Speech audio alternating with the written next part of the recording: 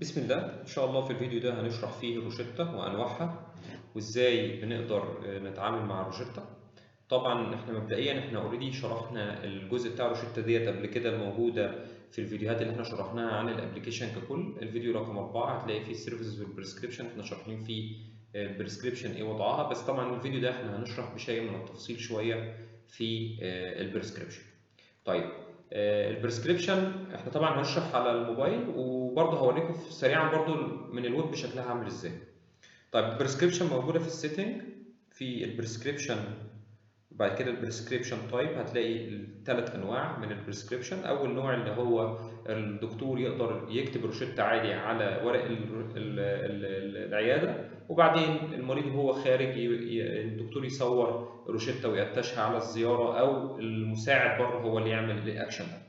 علشان نشوف الحته دي معموله ازاي احنا هنخش في البيشنت وهندور على مريض كان مستخدم الروشته بتاعته بهذا الشكل. هندخل عليها نعمل فيو فيزيت، نبص على الفيزيت هنلاقي ايقونه تحت اسمها بريسكريبشن، هنلاقي هنا تيك فوتو واتاشمنت. لو ضغطت على التيك فوتو هيفتح الكاميرا اهوت، ممكن ان احنا نقدر نصور، او احنا ممكن نعمل برضو نفس القصه نضغط على اتاشمنت. فلما بنعمل اتاشمنت بيفتح لك بقى الكمبيوتر بتاعك او الموبايل بتاعك، تقدر تختار منه الصوره اللي انت عاوزها. دي بالنسبه للاوبشن الاولاني. بالنسبه للاوبشن الثاني اللي هو تاني واحد ده عباره عن ان انت الدكتور بيكتب بالقلم على الموبايل، او بيكتب بالماوس، او بيكتب بالحاجه تاتش، يعني بيرسم على الموبايل او على اللوب. طيب عشان نشوف الحته ديت نخش في البيشنت، هنختار مريض اتعامل معاه الروشته ديت وليكن ده. هنفتح الفيزيتس نبص على اخر حاجه هنلاقيها نوعها درو، اللي هو انت بترسم يعني. فنضغط على كلمه درو ونبدا نكتب الدواء اللي احنا عاوزينه، كل الدواء اللي احنا عاوزينه نكتبه، اي حاجه اي كتابه نكتبها. انا بقى بكتب اي حاجه، بعد كده نعمل سيف. خلاص هو سيف الروشته عندك. ممكن بقى تطبعها بعد كده على ورق الروشته، ممكن تسيفها على حسب ما انت عاوز.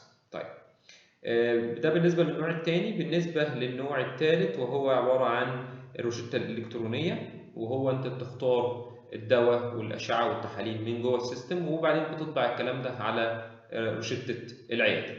عشان نشوف الحته ديت هنخش على مريض اتعامل مع الروشته الالكترونيه، هنضغط عليه ونجيب الفيزيتس ونجيب الروشته بتاعته. هنلاقي ان في حاجه كده بنكتب فيها، احنا جاست بنكتب اول حرف، بنقوم جاي لنا الدواء كله اللي هو بيبتدي بالحرف ده. بعد كده بنقدر نكتب وصف الدواء.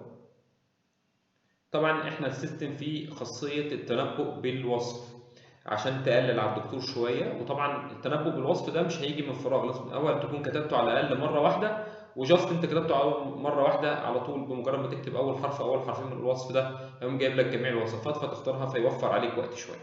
فبتختار الدواء وبتعمل اد، تختار الدواء التاني وتكتب الوصف بتاعه وتعمل اد، وهكذا.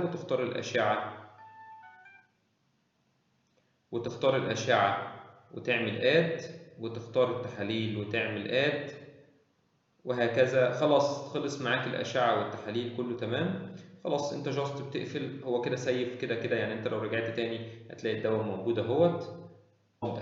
خلينا بس اوريكم برضو نفس القصة، نفس اللي احنا شرحناه بالظبط هو موجود على الويب. في السيتنج اهوت نفس القصة، البريسكريبشن وقائمة المرضى، نفس اللي احنا شرحناه على الموبايل هو بالظبط موجود على الويب. شكرا.